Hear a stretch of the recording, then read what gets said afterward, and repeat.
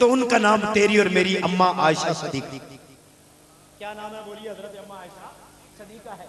कुंवारी जो हुजूर के निकाह में आई उनका नाम बोलिए अम्मा आयशा सदीका है। दो इजाज, और तीसरा इजाज ये है नबी करीम अलैहिस्सलातु वस्सलाम आप जब दूसरी अज़वाज के घर में होते और उनके बिस्तर में आराम फरमाते तो उस वक्त कुरान नाज़िल न होता।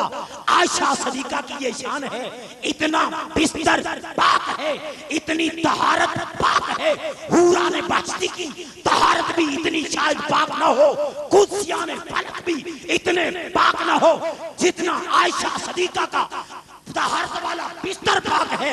मुस्तफा करीम ने फरमाया आयशा तुझे सलाम, तेरा बिस्तर इतना पाक है, मैं दूसरे घरों में लेटता हूं तो कुरान नाज़िल नहीं होता।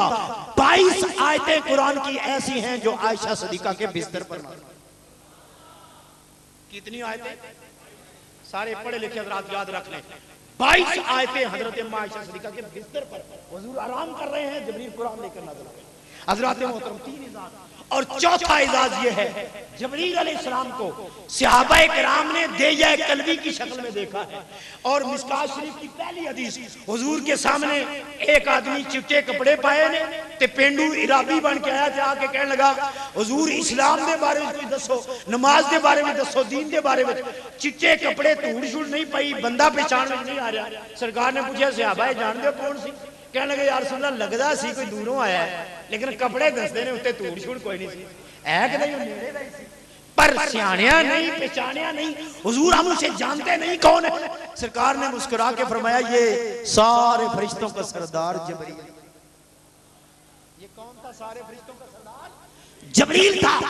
देया कल्बी की शक्ल में अक्सर आया करता।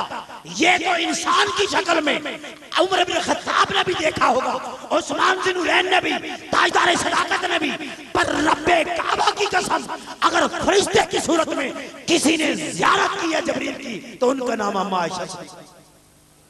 उनका नाम क्या है? हज़रत अम्मा आयशा सदीका रज़ियल्लाहु ताला अन्हा है कि जिन्होंने बसूरत फरिश्ता जिब्रील को असल शक्ल जिब्रील के अंदर अगर किसी ने देखा है तो उनका नाम सईदा आयशा। कितने इजाज हो गए? याद रहेंगे या भूल जाएंगे? ठीक है, तवज्जो मेरी तरफ। पहला इजाज ये था कि पहला इजाज ये है कि तस्वीर नबी करीम अलैहिस्सलाम के सामने पेश करके पूछा क्या हुजूर आपको पसंद है। दूसरा इजाज हुजूर की कुछ बीवियां बेवा और कुछ मुतलका हैं। कुंवारी कौन हुजूर के घर में आई? अम्मी जान आयशा सदीका। और कुछ सारी अज़वाज के घर में बिस्तर पर कुरान नाज़िल नहीं होता। आयशा सदीका का बिस्तर भी माज़अल्लाह ये ना समझना कि दूसरे बिस्तर पाक नहीं थे, गलत मतलब ना लेना। बाद लोगों का नफी की तरफ बहुत बल्कि मतलब ये है इनकी अलग शान ये है, इनकी मकाम खुदा ने अलग ये अता किया है। अल्लाह जिब्रील को कुरान दे के भेजता है, मेरा नबी आयशा के बिस्तर में आराम कर रहा है भाई। 3 और चौथा बसूरत फरिश्ता जिब्रील को देखा है तो किसने देखा? माशाअल्लाह पढ़े लिखे हज़रात।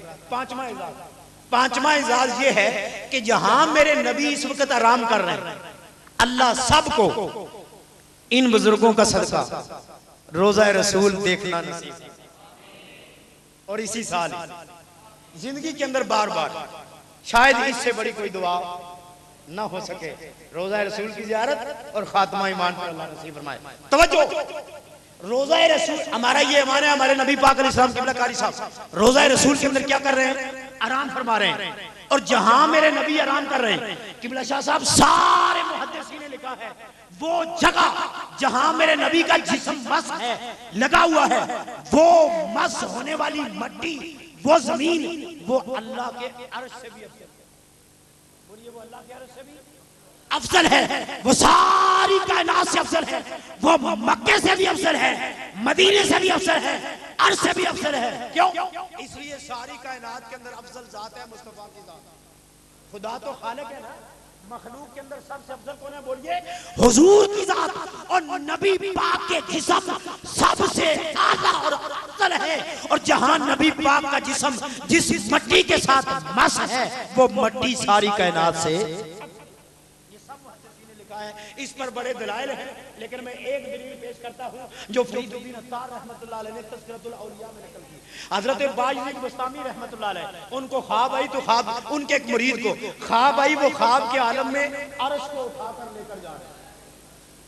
अल्लाह का अर्श उठाया हुआ है, बायजीद बस्तामी के मुरीद उठाकर अर्श लेकर जा रहे हैं। अर्श को जाते हुए ख्वाब के आलम में देख रहे हैं मेरे कंधे पे अल्लाह का अर्श है। उस अर्श को देखकर मुरीद को ख्वाब आया, मेरा बड़ा ऊंचा मुकाम है, मेरी बड़ी शान है, खुदा के अर्श को उठाकर ले जा रहा हूं। आंख खुल गई। खुलने के बाद सोच में पड़ गए, इस मेरी ख्वाब की तब ख्वाब बायजीद बस्तामी के मरीद को क्या आई है, जरा बोलो, स्टेज वाले भी बोलो। खुदा का अर्श उठाकर कौन ले जा रहा है? बायजीद बस्तामी का, बोलो, मुरीद जा रहा है। ख्वाब से आँख खुली, मौलवी साहब को गए महल्ले में, ए हजरत जी ख्वाब की तबीर दसो, ख्वाब दसो जी की है। कहने लगे मैंने रात को देखा है, मैं अपने मोढे दे उत्ते मंजी नहीं की लेके जा रहे हैं, अल्लाह दा अर्श चुक के जा रहे हैं। ओ आलमे दीन सन ओ आखन लगे अल्लाह दिया बंदिया एडी ऊंची ख्वाब है भला मैनू आउंदी उठाना, मेरा मुझे क्या पता ये क्या हो सकता है। कहने लगे जी फिर किससे पूछो? कहने लगे इस वक्त जो वली अल्लाह उनका नाम है बायजीद बस्तामी, उनके पास चला जा। जब बायजीद बस्तामी के नाम लिया तो कहने लगा वो तो मेरे पीर ने, वो तो मेरे कौन ने, वो तो मेरे पीर हैं, ओदे तो बाद मैनू ख्वाब दी तबीर किने दसी। हज़रात मोहतरम वो वहां से चल पड़ा।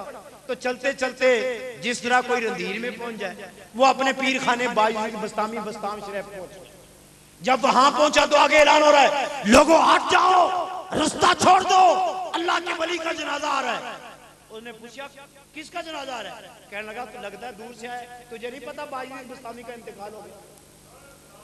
तुझे नहीं पता बायजीद बस्तामी का? ओए होए होए जनाब, वो तो हैरान हो गया कि मेरे पीर का इंतकाल हो गया और मुझे पता ही नहीं। और अब वो परेशान हो गया, अब मैं अपने ख्वाब की तबीर किससे पूछूं? मैं अपने ख्वाब की तबीर किससे पूछूंगा? लेकिन जब उसने जनाजा देखा तो लोगों ने वो जो बांस और डंडे साथ बने हुए थे, ये किबला पीर सैयद शबीर हुसैन शाह साहब हाफजाबादी आले रसूल का जनाजा मैंने पढ़ा है और अल्हम्दुलिल्लाह कंधा देने का भी मौका मिला है, पर मेरे पांव जख्मी हो गए। और खुदा की कसम जहां तक नजर जाती थी, मीलों के मील हाफजाबाद के 2.5 मील का सफर शाह साहब की कोठी से लेकर स्टेडियम हाफजाबाद के अंदर 3 एकड़ जमीन थी, जो सारी जमीन के अंदर कोई जगह खाली नहीं नजर आती थी। उस आशिक रसूल का जनाजा जब